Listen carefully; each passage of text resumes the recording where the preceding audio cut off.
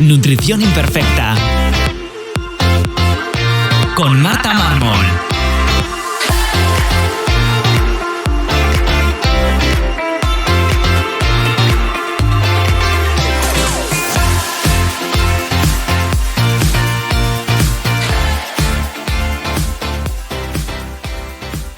Bienvenidos a Nutrición Imperfecta, el podcast de Marta Mármol. Un lugar para aprender a cuidarte y a empezar a ver la nutrición como una aliada para recuperar tu salud y encontrarte mejor. Te recuerdo que puedes descargarte mi ebook gratuito Síntomas digestivos, la gran epidemia en martamarmol.com/ebook y que si quieres que te acompañemos en tu caso particular para recuperar tu salud, puedes reservar tu consulta individual con cualquier persona del equipo, tanto de nutrición como de psicología, en martamarmol.com.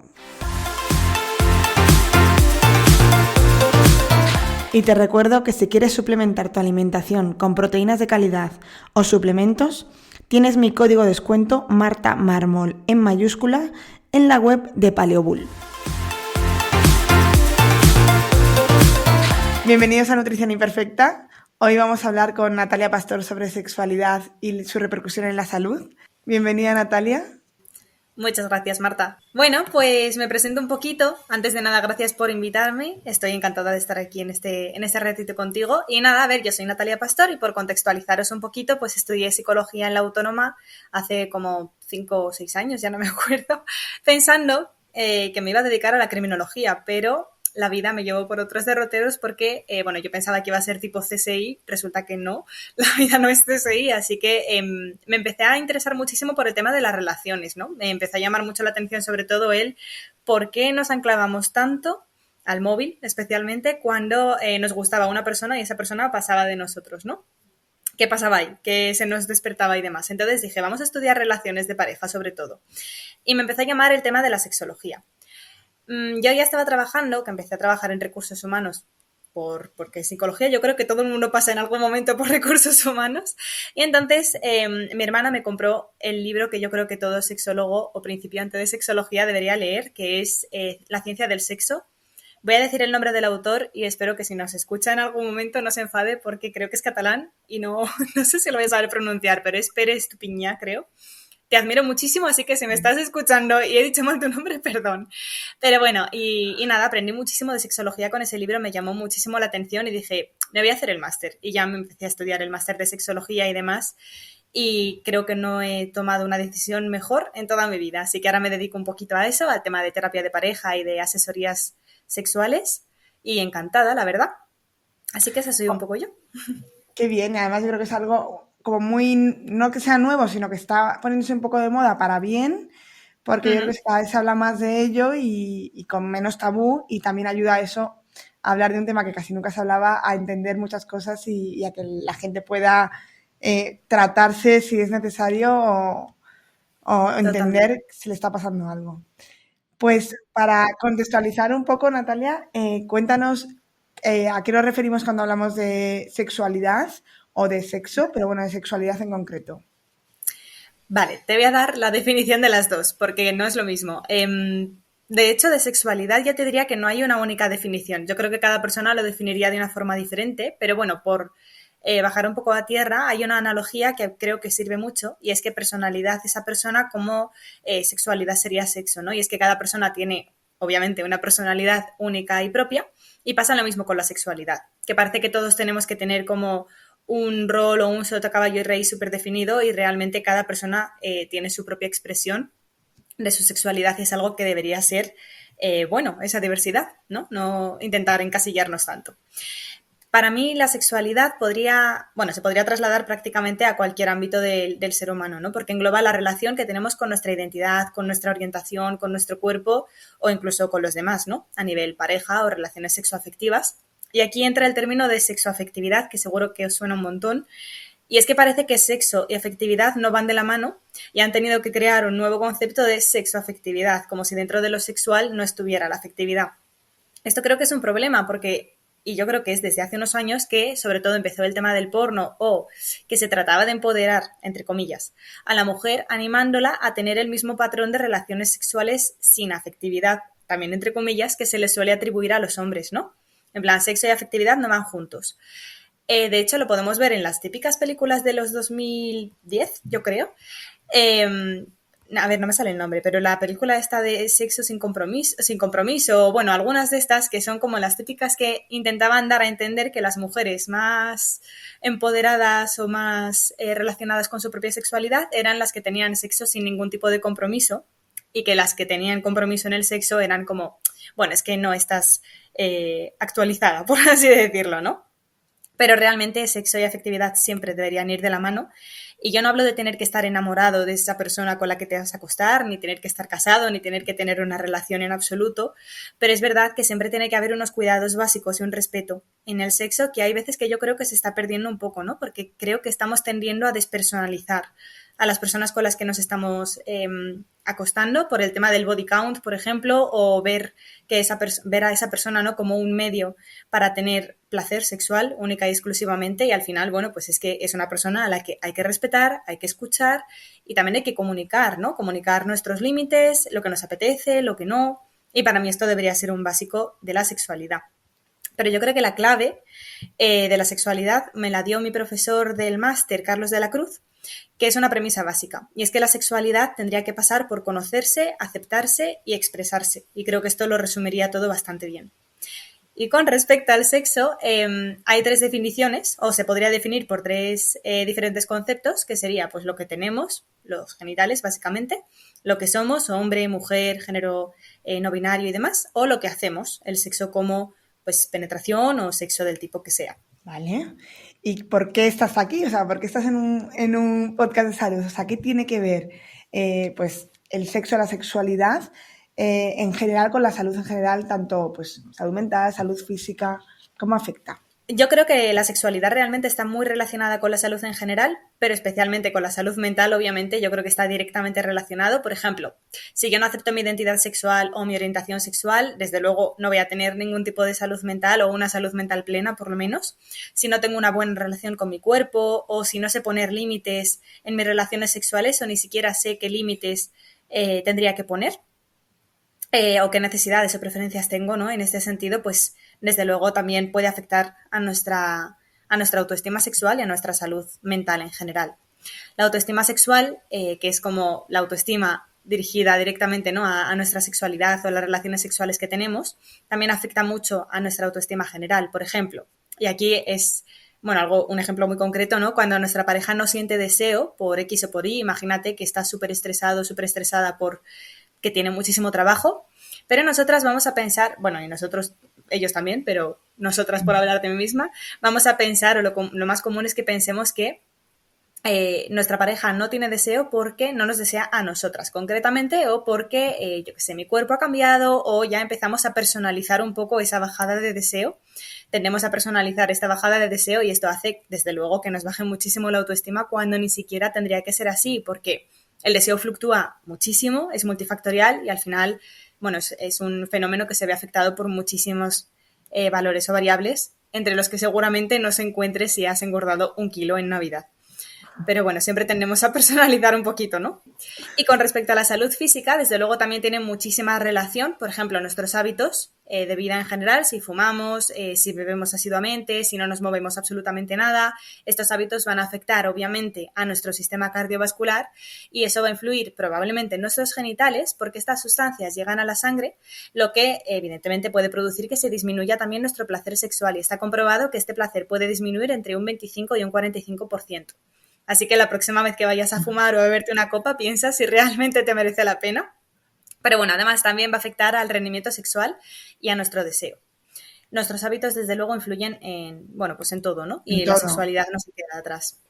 Otro tema interesante es que la calidad de nuestras parejas, es decir, si nos sentimos apoyados por ellos en momentos de estrés, por ejemplo, pues puede afectar directamente a nuestra autoestima y autopercepción, pero es que además también puede afectar a nuestra salud física.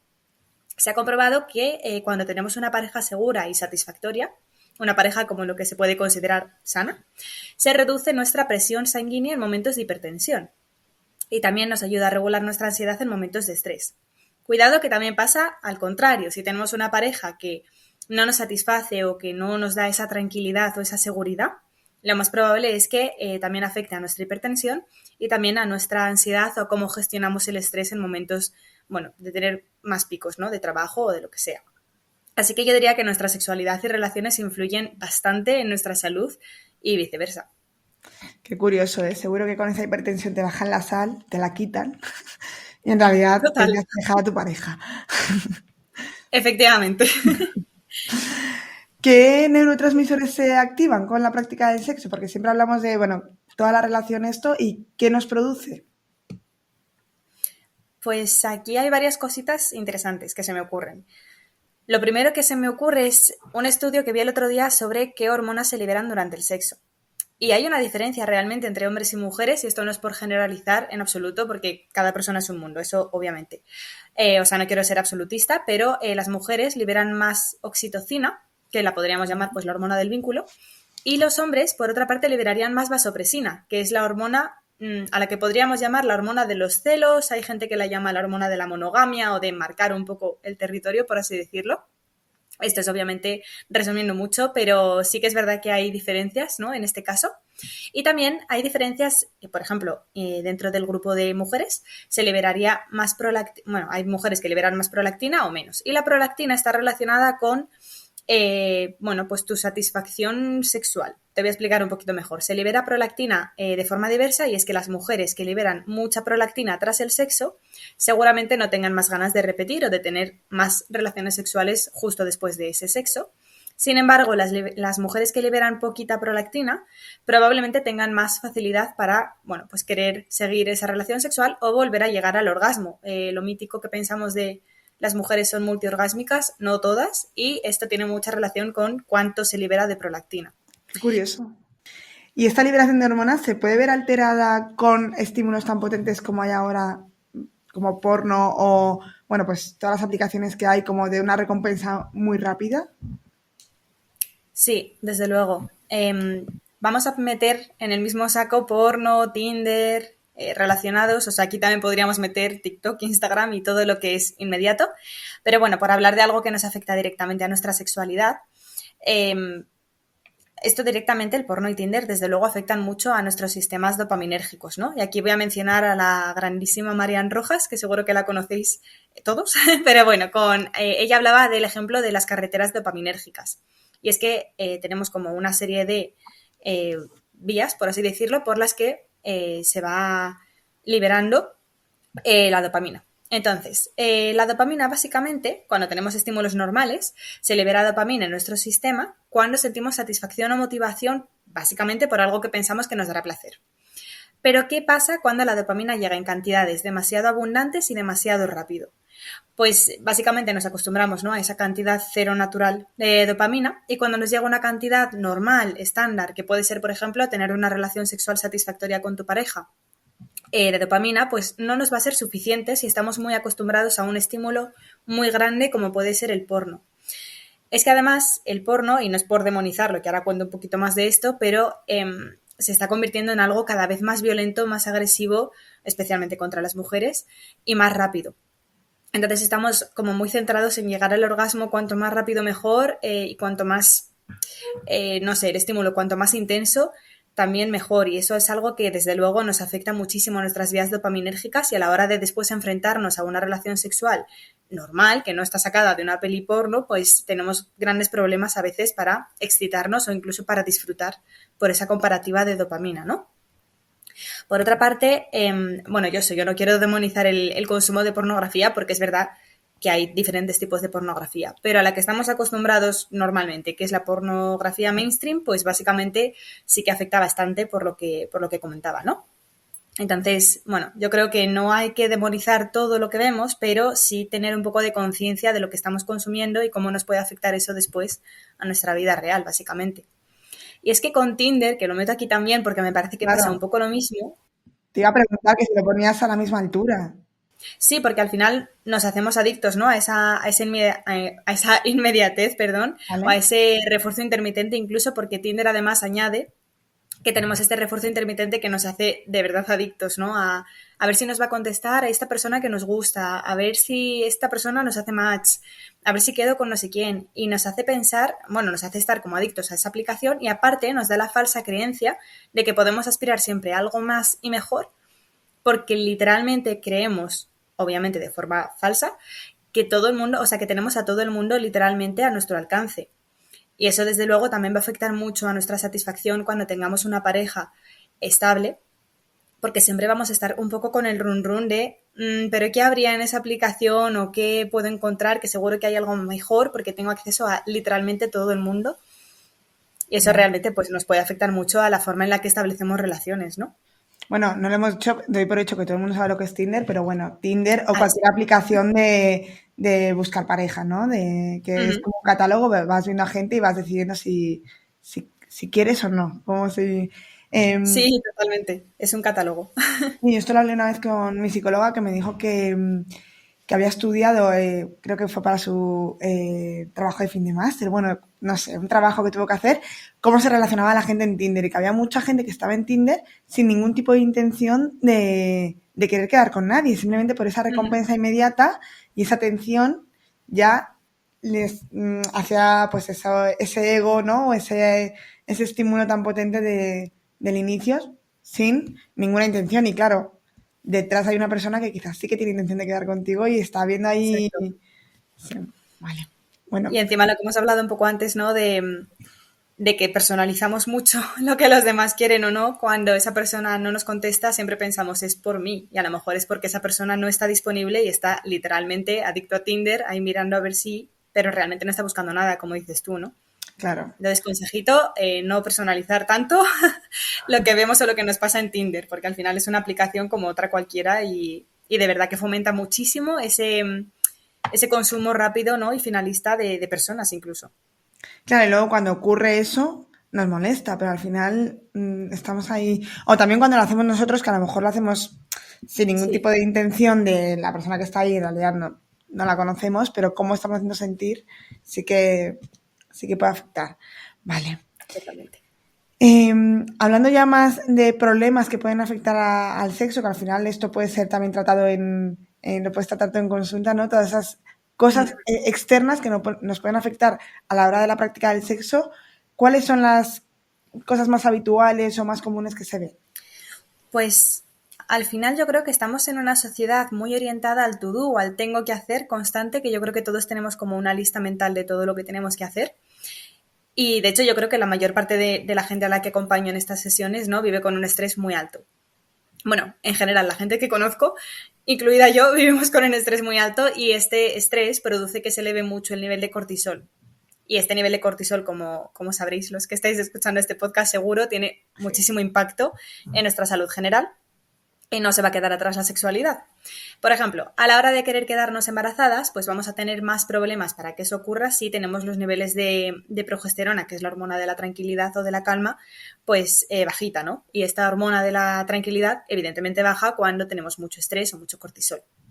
Entonces realmente nos puede afectar mucho a procesos o incluso también a nuestra autoestima, porque como mujeres muchas veces, sin generalizar, pero hay muchas mujeres que se sienten realmente culpables por no poder quedarse embarazadas y realmente es que es un sistema en el que vivimos, una sociedad, que nos lo pone todo muy difícil, ¿no?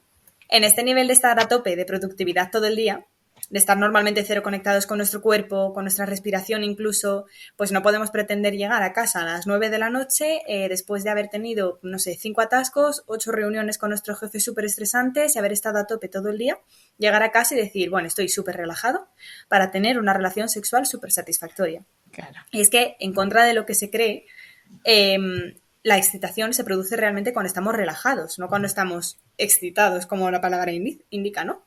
Entonces, bueno, cuanto más conectados estemos a lo largo de nuestro día con nuestro cuerpo, que muchas veces es difícil, pues más satisfactorio sería nuestro sexo. Porque además, cuando llegamos a casa tensos y de mal humor, lo más probable es, 1, que discutamos con nuestra pareja porque no estamos poniendo el foco donde lo tenemos que poner. 2, que lo más probable es que pensemos que no tenemos tiempo porque tenemos muchísimas cosas que hacer antes de dormir o lo que sea. Pues seguramente estemos súper cansados y no tengamos el ánimo para tener relaciones sexuales.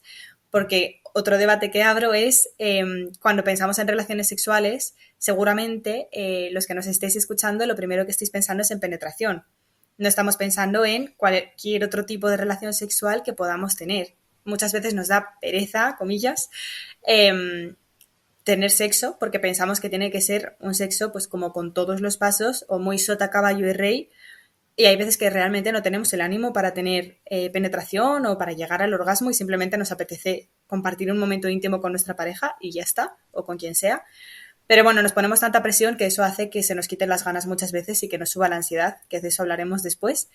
Pero cuando estamos con el cortisol tan alto es muy, muy fácil caer en esta rutina de, ojo, es que encima te sientes culpable por tener bajo deseo. Es como, ¿cómo vas a tener deseo alto si no paras durante el día? Claro. La cosa es sentirnos culpables por todo. Claro, además el cortisol elevado indica que a tu cuerpo que está en una situación como más de ese peligro, de ese huida, Supervivencia, entonces ¿no? supervivencia absoluta. Tener una relación sexual no es en ningún momento algo prioritario en ese momento de supervivencia. Es algo que puede esperar Totalmente. 100%. Entonces es normal que no apetezca ahí. Y a lo mejor muchas veces la gente se forzará, ¿no? A tenerla como por cumplir con su pareja, quizás. No sé.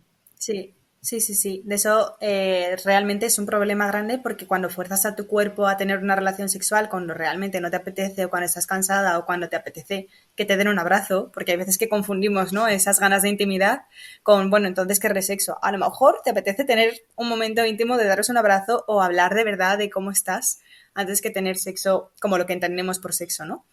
Pero bueno, el tema de tener una relación sexual por cumplir realmente afecta mucho también a nuestra autoestima sexual porque no nos estamos poniendo en el centro, o sea, estamos priorizando cumplir por la otra persona antes que nuestro descanso o antes que nuestro placer, incluso, ¿no? Esto pasa también cuando fingimos orgasmos, por ejemplo, por la otra persona. Por subir la autoestima sexual de la otra persona nos bajamos la nuestra, o sea, esto no puede ser así, ¿no? Entonces, hay que revisar un poquito desde dónde y para qué estamos haciendo las cosas, sobre todo a nivel sexual, que realmente sí que nos afecta, ¿no? Que parece que es como, bueno, venga, por cumplir un poco. Eso, cuidado, porque sí que puede tener repercusiones después. Claro. Así que sí, el cortisol afecta desde luego muchísimo a nuestra sexualidad. Y también puede ser al revés, desde luego. El sexo también puede afectarnos a nuestra salud mental, puede aumentar muchísimo nuestra ansiedad. Y aquí vamos a hablar también un poco del sexo por cumplir. Os voy a poner un ejemplo y es que y esto pasa muchísimas veces, repito, no quiero generalizar, pero es un patrón que se da en muchas ocasiones. Y es que imaginaos una pareja heterosexual en este caso. Entonces, él tiene más deseo que ella y, bueno, pues él la besa y ella ya se quita. Y ya viene a la consulta y me dice, es que yo tengo muchísimo más deseo y es que ya ni siquiera me besa. Vale, cuando tenemos las sesiones separadas, porque la primera sesión siempre es en conjunto y después nos vamos separando para sacar un poquito más de chicha, básicamente. Entonces, ella me dice, no, es que cuando me besa siento realmente una amenaza o siento ansiedad porque ya pienso que él va a querer tener pues toda esa relación sexual de la que hemos hablado antes y a lo mejor a ella no le apetece tener esa penetración. ¿Qué está pasando aquí? Que por falta de comunicación, por falta de poner límites y por falta de respetarlos en muchas ocasiones, ¿no? Por la otra parte, se está evitando cualquier tipo de intimidad que a lo mejor los dos están necesitando por todo esto, ¿no? Entonces, no dar por sentado qué quiere tu pareja y no dar por sentado también que tu pareja va a estar disponible para ti es algo que de verdad nos va a beneficiar mucho, ¿no? Para tener parejas más sanas y tú también tener una sexualidad mucho más sana, por supuesto. Vale. Así que sí, eso también nos puede aumentar muchísimo la ansiedad porque de verdad que afecta esta amenaza, ¿no? De hecho, sientes eso, esa amenaza y piensas otra vez cortisol, supervivencia, en fin. Y también hay muchas ideas preconcebidas con respecto al sexo, intrusivas normalmente, que nos afectan de verdad a diario y parece que es mentira, pero aquí están. Por ejemplo, típica persona que siente o piensa que tiene eyaculación precoz. Es que no aguanto nada, es que soy un amante terrible o lo que sea. Y yo aquí preguntaría, primero, eyaculación precoz con respecto a qué, porque creo que no hay ningún número de minutos concretos que den placer a las mujeres o a los hombres exactamente. Pero bueno, nos ponemos como una presión que nos estamos comparando con probablemente películas o cosas que nos han contado nuestros amigos que no sabemos ni si son verdad o se están tirando el pisto. O vete tú a saber con qué nos estamos comparando, pero seguramente siempre salgamos perdiendo. Y esas ideas hacen seguramente que esa persona se ponga súper nerviosa, probablemente eyacule antes de lo que su cuerpo reaccionaría si estuviera en un estado de tranquilidad o normal. Y aparte piense que es mal amante cuando quizá a su pareja en ese momento ni siquiera le esté apeteciendo tener esa penetración y le apetezca hacer otras prácticas. O sea, es que la comunicación de verdad que falla muchísimo y nos pensamos cada idea preconcebida que de verdad nos hace polvo nuestra autoestima sexual, que es como un bucle que hace que todo vaya peor. ¿Por qué falla tanto la comunicación en este ámbito? A lo mejor falla en todo y somos más conscientes en este ámbito solo, o crees que es mayor aquí? Yo creo que la comunicación en pareja falla mucho. Yo creo que la asertividad se lleva poco normalmente porque es una cosa que hay que trabajar y realmente no nos han enseñado a trabajarla. A las mujeres no nos han enseñado a poner límites nunca, para empezar. Y en el sexo no va a ser menos, porque de hecho en el sexo nos han enseñado en muchas ocasiones, quizá más antes, pero nos han enseñado en muchas ocasiones que tenemos que cumplir, que si no nuestra pareja se va a ir con otra, que bueno, tenemos que ser las amas de casa perfectas y también las amantes perfectas y estar disponibles. Cuidado, que las mujeres si tenemos sexo tiene que ser con nuestra pareja Claro. o con nuestro marido, porque si es, bueno, pues una noche tonta y a mí me apetece acostarme con alguien, se te tacha de otras cosas. Entonces, siempre tenemos una serie de presiones y cargas que realmente no nos dejan ni siquiera conectar a nosotros con nuestra propia sexualidad. Entonces, si no nos conocemos a nosotros, ¿cómo vamos a expresar a los demás qué estamos sintiendo o cuáles son nuestros límites? Entonces, la comunicación en el sexo yo creo que es peor o falla más porque realmente tenemos ya una serie de mochilas y cargas mentales que nos cuesta muchísimo gestionar, claro. Curiosamente, hice un episodio con Néstor, con un chico que se dedica sobre todo a poner límites, ¿no? En terapia, a ayudar a poner esos límites. Y le preguntaba por ventajas o beneficios de saber poner límites y como curiosidad me puso que, bueno, que una de las cosas que se ha visto es que aprender a poner límites ayuda mucho en el mundo sexual, ¿no? Que hay, las relaciones son mejores, etcétera. Y, bueno, pues aquí si lo unimos con tu parte, pues cobra más sentido. Sí, desde luego. Es que si no ponemos límites, al final la otra persona piensa, cuando fingimos un orgasmo, ¿no? Por ejemplo, la otra persona piensa que te está encantando y probablemente lo repita. Claro. Y tu satisfacción va a ser nula, literalmente. Y además eso hace que nuestro deseo baje, por cierto. Porque claro, tú no te vas a enfrentar a una relación sexual o no te va a apetecer enfrentarte a una relación sexual que sabes que no te va a gustar. No. Claro. Claro. Claro, es que va en contra para todo, para nuestra pareja, para nosotras, para todo. Pensamos que estamos haciendo un favor y no. Todo lo contrario. ¿Vale? ¿Algún problema más que quieras que veamos una relación directa? Bueno, de ansiedades, 1.000.000. Pero vamos, que por ejemplo yo creo que también tendríamos que quitarnos un poco de la cabeza esa idea de que el sexo tiene que acabar en penetración sí o sí o en orgasmo. Muchísimas mujeres tienen dificultades para llegar al orgasmo, por ejemplo, con penetración solo. Pero claro, como en todas las películas, en 2 minutos ella tiene el máximo orgasmo del mundo, pues tenemos ese estereotipo o esa expectativa de que tenemos que llegar a eso. Nos sentimos hasta culpables, ¿no? Si no llega. Y muchas veces piensas tanto en el final que no estás disfrutando del camino y el sexo realmente tiene que ser disfrutado durante toda la relación sexual, no solo durante el orgasmo. Así que quitarnos esa idea yo creo que nos daría muchísima más tranquilidad y disfrutaríamos más de nuestras relaciones sexuales en general, compartidas o no. Perfecto. Te quería preguntar por algo que cada vez veo más en consulta y que, bueno, pues lo que decía al principio, ¿no? Que al final hablar de esto también ayuda mucho a muchas mujeres a entender que es algo que no es normal y que se tiene que tratar. Y es cuando hay dolor en las relaciones, ¿vale? ¿Tú que te dedicas a esto, has visto, existen algunas situaciones o condiciones que hacen que esto se produzca con mayor asiduidad o es algo que no tiene nada que ver y que sea de forma puntual? Hay muchas mujeres que tienen dolor en las relaciones sexuales y yo creo que para empezar sería por esa ansiedad, ¿no? Que estamos hablando o que hemos hablado antes, o por ese no poner límites, tener relaciones sexuales cuando no toca. Hay otros factores obviamente fisiológicos que también afectan, por ejemplo, el hecho de tener endometriosis a lo mejor también te está afectando a tener o no dolor en las relaciones sexuales. O hay personas, bueno, mujeres en este caso, o personas con vagina que tienen vaginismo o vulvodinia, Y eso realmente tiene muchísimo impacto, ¿no? En la sexualidad, incluso en la salud mental de estas personas, sobre todo porque se invisibiliza y se invalida muchísimo el dolor de esta zona, porque nos da como vergüenza hablar de me duele la vulva, por ejemplo. Es algo que yo creo que no he escuchado a nadie de mi entorno que no sea en consulta decirlo, porque yo creo que les daría muchísima vergüenza y realmente hay mucha gente que tiene este dolor. Incluso, bueno, en endometriosis también se invisibiliza muchísimo el dolor. Ahora con lo de la baja esta de la menstruación, vi el otro día en un foro que me parece que era el de Frida o Will Oversize, no me acuerdo cuál era, pero bueno, ponían en un foro que había una chica que se había cogido la baja y que sus compañeras le habían dicho al jefe que estaba mintiendo, tal. Es que hay como muy poco compañerismo, muy poca validación del dolor. Jolín, si a mí me duele, a lo mejor voy al ginecólogo y lo más probable es que me diga, está todo bien. Pues no, si me duele no está todo bien, vamos a hacer más pruebas y realmente en el sexo pasa lo mismo. Si te duele hay algo que no está bien.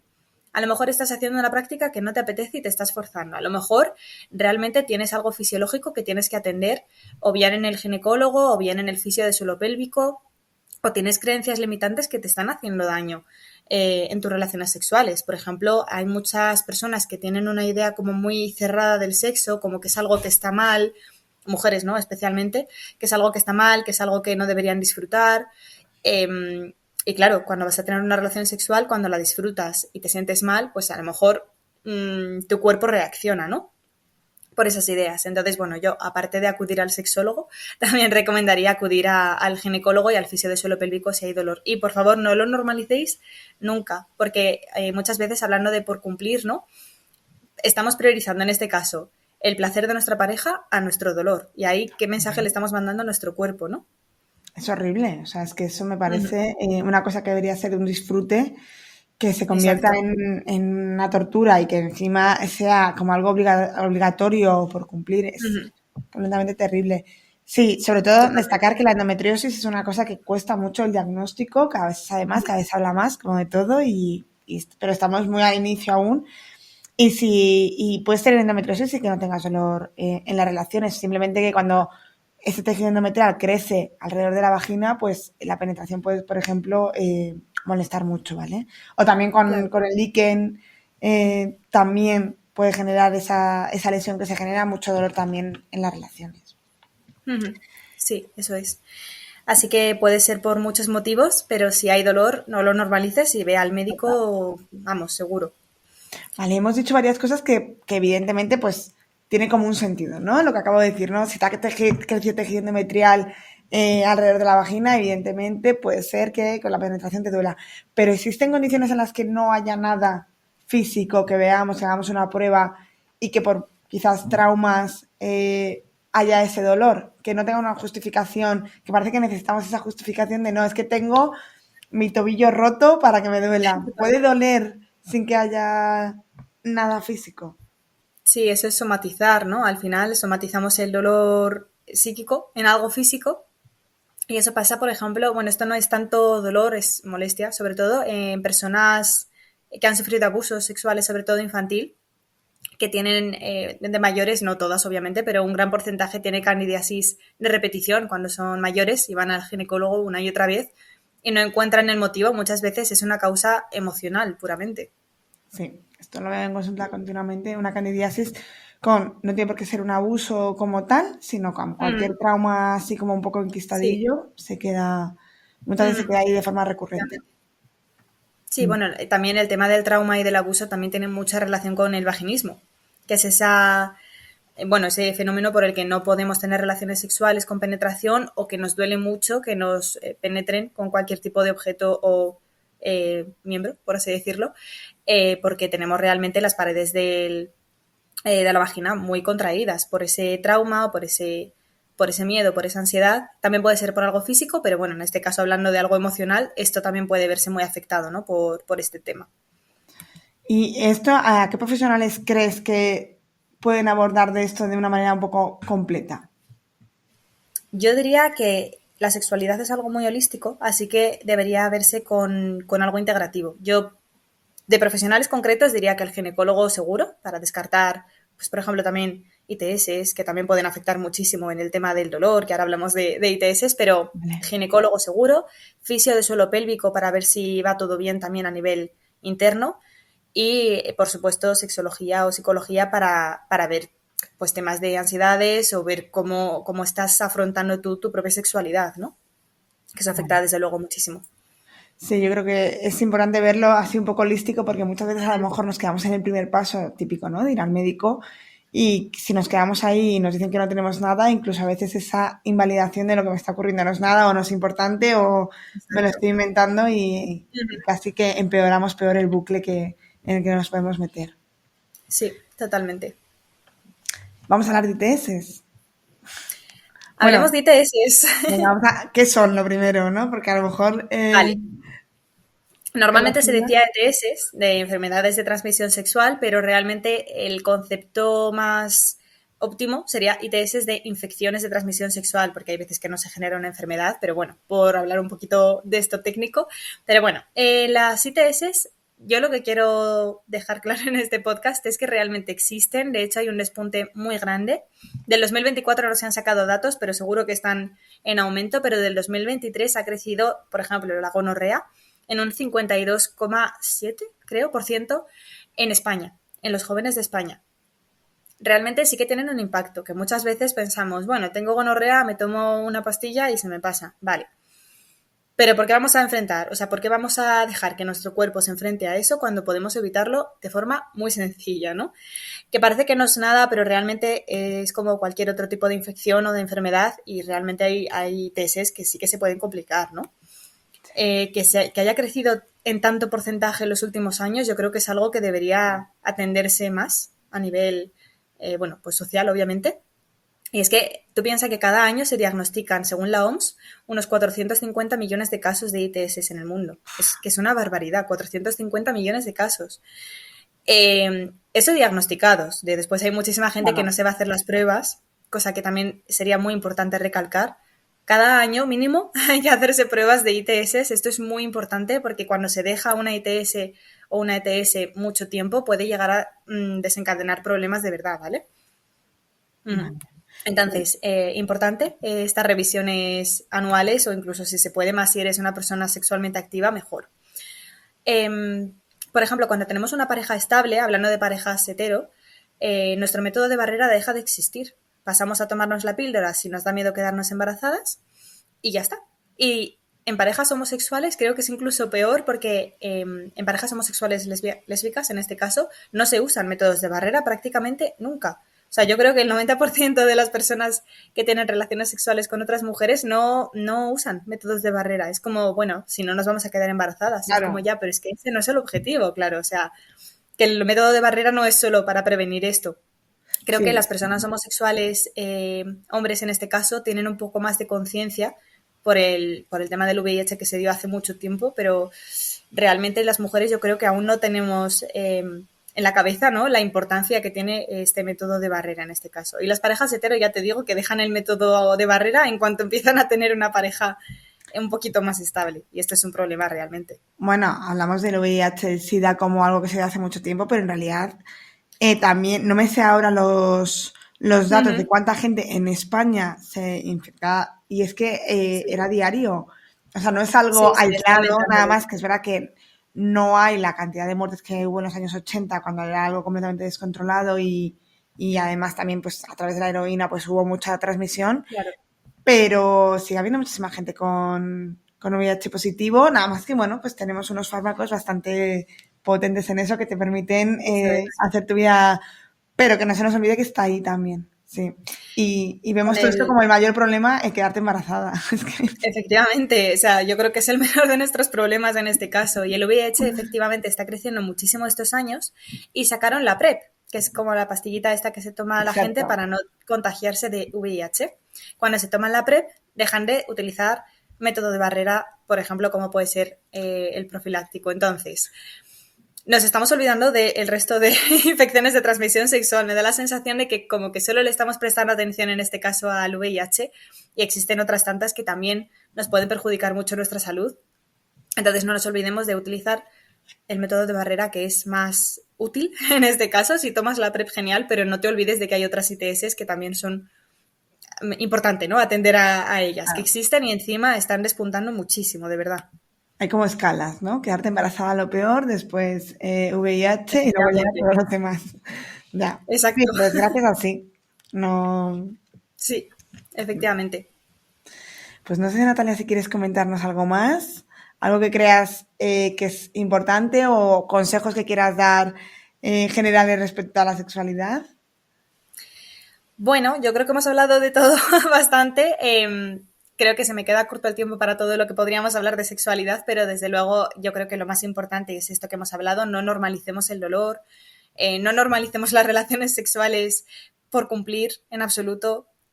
Tampoco presionemos a nuestras parejas sexuales. Aunque sea nuestra pareja de hace 10 años, no está ahí para cumplir tus fantasías ni tus deseos. Si tú tienes más deseo que tu pareja, a lo mejor el problema no lo tiene el bajo deseo de tu pareja, a lo mejor no hay ningún problema y simplemente no tengas que presionar tanto y eso probablemente haga que tu pareja pueda reconectar con su deseo de verdad sin sentir que te debe a ti nada. Y por otra parte, bueno, el tema de las ITS, que tengáis muchísimo cuidado, por favor. Y no es por meter miedo, es por meter responsabilidad. Así que vamos a Exacto. responsabilizarnos de nuestro sexo. Yo siempre digo eso, que no es miedo, es responsabilidad y que con la información puedes elegir bien lo que haces y sin información, desde luego, no. Efectivamente. Genial, pues Natalia, vamos a pasar a las preguntas que hago siempre a mis invitados. Genial. Y la primera pregunta es que nos cuentes un poco cuál fue tu detonante en cambio de, pues, de hábitos, ya sea de alimentación, de salud, de darle la importancia que tiene a los hábitos. Vale, pues creo que cuando pensamos en cambio de hábitos siempre pensamos en eso, en hacer deporte, en comer sano. Y yo le voy a dar la vuelta en este espacio y le voy a dar importancia aquí a la salud mental. Y realmente el detonante concreto, para ser totalmente honesta, que hizo que me planteara cuidar más mi salud mental fue una ruptura que me dejó baldadísima y dije, bueno, venga, pues voy a terapia. Y de verdad que ahí empecé a darme cuenta de lo importante que era cuidarnos, no solo por sobreponerme de esta ruptura, sino en general la salud mental es muy importante. Es que no nos priorizamos nada, no solo con respecto al sexo, sino con todo. Nos cuesta mucho decir que no a algunos planes que a lo mejor no nos apetecen, no ponemos límites, no nos escuchamos prácticamente nada a nosotros mismos. Entonces, bueno, aprender a priorizar mis necesidades yo creo que fue como lo que hizo que realmente cambiara de hábitos a nivel mental o salud mental. Pero vamos a decir, por ser honesta también, que sigo en proceso. Estamos aún en ello. Bueno, como yo creo que no se acaba, ¿eh? Exacto, yo creo que es un proceso de por vida ya. Y cuanto antes la sumamos, mejor. Sí. Vale. La segunda pregunta es que nos cuentes algo que hayas aprendido últimamente, que no tiene por qué ser sobre este mundillo, que si lo es, perfecto. Bueno, es y no es. Vale. Me estoy formando muchísimo en el tema de apego. Que es, a ver, yo sabía que era importante a nivel relaciones y a nivel, pues, autoestima y demás, pero, jolín, lo que estoy aprendiendo últimamente me está impactando muchísimo. El otro día escuchaba una ponencia de Manuel Fernández Pacheco, sí, que hablaba de que los bebés que no reciben apoyo cuando lloran no dejan de llorar porque se les haya pasado el berrinche como tal, sino porque realmente, bueno, piensan que esa ayuda que necesitan no va a llegar y se empieza a segregar cortisol en estos bebés. Pero es que además del cortisol, que esto a lo mejor ya lo sabíamos, se segrega glutamato. Y el glutamato sabemos que en grandes dosis, y más en el cerebro de un bebé, se come, por así decirlo, al cerebro, ¿no? Entonces no se generan tantas neuronas como deberían y realmente estos bebés después tienen problemas, por ejemplo, con la parte más social, ¿no? Pueden tener problemas con la agresividad o pueden tener problemas con su... bueno, que están como desconectados, ¿no? Con sus propias emociones porque se generan cambios a nivel estructural en la amígdala y en la parte córtico-frontal del cerebro, ¿no? Entonces, bueno, a ver, esto no, tampoco quiero meter miedo en este sentido, ¿no? No pasa, obviamente, porque no cojas a tu bebé un día que estés hablando por teléfono y no te dé tiempo, pero sí es un patrón que parece darse en bebés que generalmente no reciben cariño de sus figuras de apego principales, ¿no? Por ejemplo, en bebés que están en centros de adopción o bebés de padres separados que no paran de discutir y no tienen tiempo para atender al bebé. Y eso lo he aprendido y digo, jolín, qué interesante y qué importante es cuidarnos y entendernos, ¿no? Porque a lo mejor tú tienes 40 años, tienes muchísimos problemas para relacionarte y entender que a lo mejor viene de esto te puede dar como mucha tranquilidad, ¿no? De decir, bueno, podemos trabajar a partir de aquí ya para cambiar este patrón. Sí, que es que además parece que no se enteran y se está creando ahí una red muy potente dependiendo de cómo estamos actuando Totalmente. con un bebé. Muy bien. Y por último, que nos recomiendes a un profesional de la salud que te guste y que quieras compartir con nosotros. Bueno, pues sin duda, Nunca me cansaré de recomendar a mi hermana, María Pastor, que es nutricionista y bióloga sanitaria, Nutrición M Pastor, por si queréis seguirla. Es que de verdad no conozco a persona que ayude a más gente a diario, es la persona que más me ha inspirado en toda mi vida, a nivel profesional y obviamente a nivel personal, pero hablando de profesionalmente, ella es una crack, que aprendo muchísimo de ella, tema de hormonas, tema de obviamente nutrición y hábitos, es increíble. Y es que realmente también estoy aprendiendo mucho cómo se relaciona la nutrición y la sexualidad. Es que repito que somos un todo, ¿sabes? Y entonces, me parece muy interesante, ¿no? Combinar esta parte. Por ejemplo, cuando tenemos SIBO, que es este sobrecrecimiento que también conoceréis un montón en este podcast, es un proceso que nos inflama mucho, ¿no? Entonces, como nuestra microbiota está regular o desregulada, pues esto también afecta al eje intestino-cerebro. Y esto desencadena que tengamos o podamos sentir más ansiedad, más desregulación en general. Esto afecta también a nuestras hormonas, obviamente, a nuestro ciclo menstrual y también puede afectar a nuestra propia autoimagen, ¿no? Hay muchas personas que tienen SIBO que tienen problemas a la hora de tener relaciones sexuales porque dicen, jolín, es que estoy hinchadísima, yo aquí es que no me puedo exponer a una relación sexual así, claro. Entonces, somos un todo y creo que hay que atender a todas las partes, ¿no? Pues esto y muchísimas cosas más son las que he aprendido de la mano de María, que al final lo que comemos, lo que hacemos y cómo nos sentimos influyen mucho también en nuestra carga hormonal, sexual y, pues también de satisfacción general, ¿no? Con la vida. Vale, yo también recomiendo a María. Estamos de acuerdo. Muy bien, pues Natalia, para terminar, cuéntanos dónde podemos encontrarte, redes sociales, correo, lo que tengas. Pues en Instagram soy nataliapastor.psicosex, psico, de PS. Y después en el correo igual, nataliapastor.psicosex@gmail.com. Así que cualquier cosilla, dudas o lo que sea, estoy ahí. Perfecto, lo dejaré todo anotado en las notas de programa para que podáis acceder. Y muchas gracias, Natalia. Ha sido un placer. Igualmente, Marta. Y nada, podemos hablar en otra ocasión, podemos hablar de apegos, que es algo que a mí me interesa muchísimo y que creo que no tengo ni idea. Pues a mí me encantaría, así que cuando quieras, vuelvo. Perfecto. Gracias, Marta. Un abrazo. Adiós. Chao. Y hasta aquí el episodio de hoy, espero que os haya gustado y que, como siempre decimos en este podcast, está todo relacionado y hasta la sexualidad afecta de manera bidireccional con la salud. Y como siempre os digo, si os ha gustado este episodio, le podéis dar a me gusta, a comentar en la plataforma donde lo hayáis escuchado o compartirlo con aquellas personas a las que les pueda interesar. De esta manera me ayudaréis a llegar a más gente. Nos escuchamos en el siguiente episodio aquí en Nutrición Imperfecta.